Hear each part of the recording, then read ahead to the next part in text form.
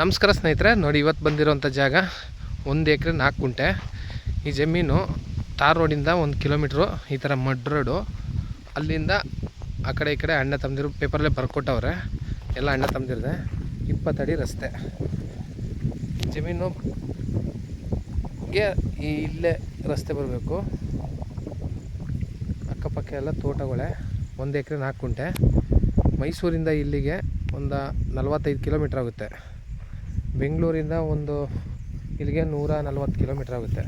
ಜಮೀನಂತೂ ತುಂಬ ಚೆನ್ನಾಗಿದೆ. ಏನು ಈ ಕಬ್ಬು ಹಾಕಿದ್ರೋ ಇದು ಒಂದು 10 ದೊಡ್ಡ ತೆಂಗಿನ ಮರ ಸೇರುತ್ತೆ. ತೆಂಗಿನ ಮರಗಳು ಹಿಂದೆಗಡೆ ಇರೋದು. ಚಿಕ್ಕ ತೆಂಗಿನ ಗಿಡ 50 ಗಿಡ ಹಾಕಿದ್ದಾರೆ. ಈ ಕಬ್ಬು ಒಳಗಿದೆ ಇಲ್ಲಿ ನೋಡಿ, ತೆಂಗಿನ ಗಿಡಗಳು ಹಾಕಿದ್ದಾರೆ. ಇವಾಗ 1 ವರ್ಷ 50 ಗಿಡ ಹಾಕಿದ್ದಾರೆ. ತುಂಬ ಚೆನ್ನಾಗಿದೆ. 1 ಎಕರೆ ಸಾಕು ಫಾರ್ಮ್ ಹೌಸ್ಗೆ ಅನ್ನೋರಿಗೆ. ರಸ್ತೆ ಇದೆ. ಓನರು ಅಲ್ಲಿ ಕೂತಿದ್ರಲ್ಲ ಅವರೇನೆ. ಅವರು ಆ ಕಡೆ 1.5 ಎಕರೆ ಇಟ್ಕೊಂಡು 1 ಎಕರೆ ಕೊಟ್ಬಿಡ್ತಾಯಿದ್ದಾರೆ. ಇದು ಇಲ್ಲಿ ಬೆಂಗಳೂರಿನವರೇ ಮಾಡ್ಕೊಂಡವ್ರೆ. ಹಿಂದೆಗಡೆ ಓಡಾಡ್ತಾಯಿದ್ದಾರೆ. 2 ಎಕರೆ ಇವ್ರದ್ದೇ, ಅವ್ರಿಗೂ ಕೊಟ್ಟಿದ್ದಾರೆ. TC ಎಲ್ಲ ಇದೆ ನೋಡಿ ಇಲ್ಲಿಂದ. ಜಮೀನಂತೂ ತುಂಬ ಚೆನ್ನಾಗಿದೆ.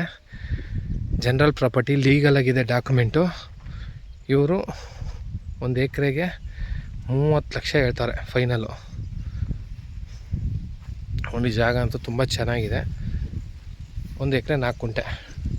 ಸುತ್ತ ತೋಟಗಳೇ, ಬೋರಲ್ಲಿ ನೀರೈತೆ. ವಿಲೇಜಿಂದ 500 ಮೀಟ್ರ್ ಆಗುತ್ತೆ ನೋಡಿ. ತೆಂಗೆಲ್ಲ ತುಂಬ ಚೆನ್ನಾಗಿ ಬರುತ್ತೆ. ಬ್ಲ್ಯಾಕ್ ಸಾಯಿಲ್ ಇರ್ಬೋದು, ಬಟ್ ಜಮೀನಂತೂ ಕಬ್ಬು ನೋಡಿ ಹೆಂಗೆ ಬೆಳೆದಿದ್ದಾರೆ. ತುಂಬ ಚೆನ್ನಾಗಿದೆ. ವ್ಯವಸಾಯಕ್ಕೆ ಯೋಗ್ಯವಾದ ಮಣ್ಣು, ಬೇರೆ ಥರ ಮಣ್ಣೆಲ್ಲ. ಪಕ್ಕದಲ್ಲೇ ಕಬಿನಿ ನಾಲೆ ಹೋಗೈತೆ ಒಂದು ಅರ್ಧ ಕಿಲೋಮೀಟ್ರಲ್ಲಿ. ಅದರಿಂದ ವಾಟ್ರ್ ಸೋರ್ಸು ತುಂಬ ಚೆನ್ನಾಗಿದೆ ಜಾಗಕ್ಕೆ. ಸುತ್ತ ಕಬ್ಬು ಹಾಕಿದ್ದಾರೆ ಅಂದರೆ ವಾಟ್ರಿಗೆ ಏನೂ ಪ್ರಾಬ್ಲಮ್ ಇಲ್ಲ ಅಂತ.